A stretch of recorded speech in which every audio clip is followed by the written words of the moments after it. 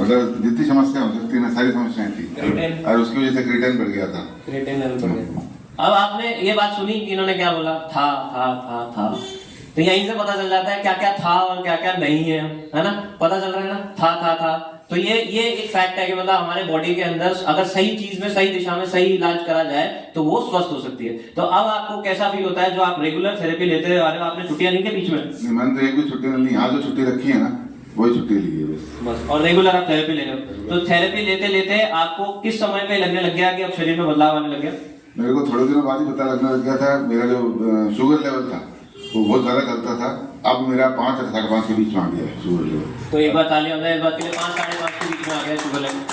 जो मेरा जो क्या नाम है उसकी, वो था ब्लड प्रेशर था, वो ऊपर वाला 200 से ऊपर रहता था और नीचे वाला 100 के करीब रहता था। अब आज की तारीख में वो नीचे वाला 80 से नीचे रहता है और ऊपर वाला जो है वो 140 मैक्सिमम रहता है। क्या बात है, एक बार इसके लिए भी तालियां हो जाए।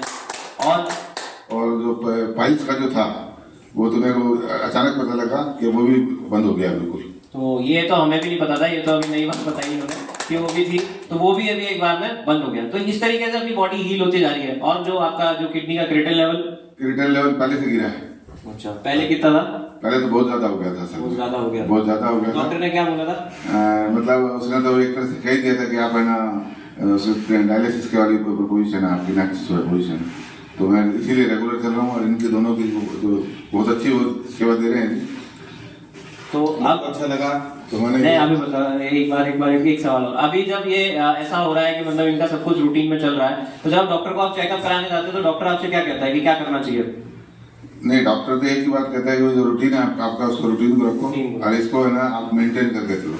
क्योंकि जो आपके किडनी पे इफेक्ट आ चुका है, जो किडनी खराब हो चुकी है, वो तो सही होगी नहीं। आप ये सोचो कि सही हो जाएगी, लेकिन आपका जो लेवल है वो धीरे धीरे नीचे आता रहे, जिससे कि आपका दिक्कत नहीं रहे, तो दिक्कत ना हो आगे की तरफ। तो डॉक्टर ने भी ये बोला जो रूटीन चल रहा है उस रूटीन को बदलो मत और उसको आजमाते रहो। तो अब ये क्या करते हैं, रोज सुबह इनका फिक्स टाइम रहता है थेरेपी लेने में, और थेरेपी लेने के लिए यहाँ पे रोज आ जाते हैं। तो जब इंसुलिन आपका कितना हुआ? इंसुलिन मेरा पहले 14 यूनिट पर डे था, आज मैं 7 दिन में 2 यूनिट ले रहा हूँ। क्या बात है, एक बात ताली हो जाए इस बात के लिए, 7 दिन में 2 यूनिट ले रहे हैं। और डॉक्टर ने कहा कि इसकी आवश्यकता नहीं है, लेकिन चूंकि आप बहुत लंबे अर्से से इसके डायबिटिक पेशेंट हैं तो आपका धीरे धीरे करके छुड़ाएंगे। 7 दिन को 10 दिन करो। अब मैंने 10 दिन कर दिया पिछले उससे, मतलब ये कोई 4-5 दिन, मतलब पिछले वीक से है ना, मैं अब 10 दिन से ले रहा हूँ। देखो क्या बात है, मतलब डॉक्टर भी साथ दे रहा है। डॉक्टर भी साथ देने वाला होना चाहिए, समझने वाला होना चाहिए कि धीरे धीरे कम करेंगे आपकी। तो इसके लिए एक बार ताली लीजिए। अपनी क्या बोला उन्होंने? एक ही बात कही, एकदम से बंद नहीं करनी है अपनी। बिल्कुल। अच्छा, दूसरा ब्लड प्रेशर की गोली मेरी 4 और 5 चल रही थी, वो आज है ना 3 रह गई है।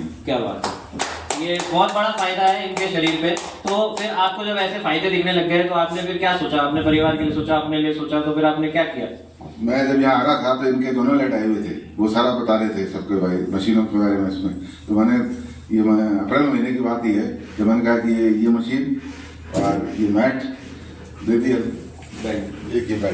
ये बेल्ट मैंने दे दी। जब से मैं रेगुलर दे रहा हूँ, मतलब एक भी दिन मैं बेल्ट ऐसा नहीं गया है कि मैंने एक भी दिन बेल्ट नहीं बांधी हो। तो थेरेपी आप कैसे लेते हो? क्या रूटीन रहता है आपका थेरेपी लेने का? सुबह 6 बजे, पौने 6 से 7 बजे तक ये घर पे लेते हो? हाँ, जिसमें ये बेल्ट बांध के बैठता हूँ, आधा घंटा इसमें तत्वों पे बैठता हूँ और आधा घंटा इसमें बैठता हूँ और उसके बाद मैं यहाँ जाता हूँ। फिर यहाँ पे आप थेरेपी लेके फिर यहाँ से वापस जाते हो, फिर कब लेते हो? उसके बाद मैं शाम को फिर वापस।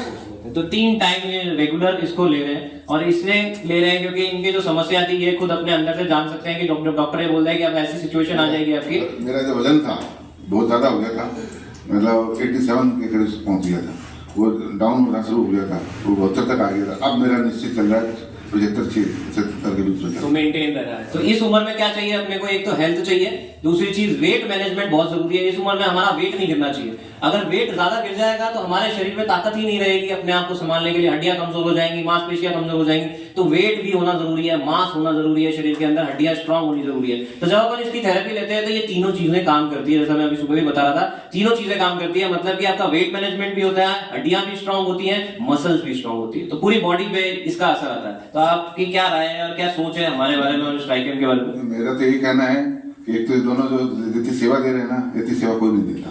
दूसरी बात ये ट्राइकेम का जो मेरे को मेरे किसी ने जानकार नहीं बताया था कि मैं पहले जाता था आयुर्वेदिक सेंटर, तो उन्होंने कहा आप वहाँ क्यों जाते हो, आपके पास तो नहीं है, घर के नजदीक है यहाँ।